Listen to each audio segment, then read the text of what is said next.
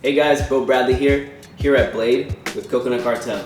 Today we're going to be making you a Coconut Cartel pumpkin spice latte. First ingredient, Coconut Cartel, 2 ounces.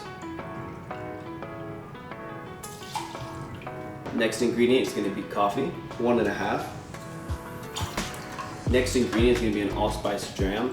It's basically a cooking spice liqueur. It's everything like nutmeg, allspice, cloves. We're only going to use 1/4 ounce of this. It's very strong and potent.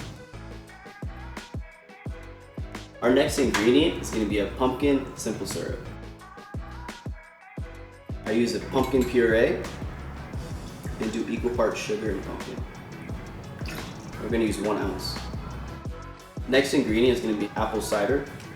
Just for that acidity, we're going to use 1/2 ounce. Finally, we're going to use some creamy oat milk, 1 ounce. Shake the cocktail.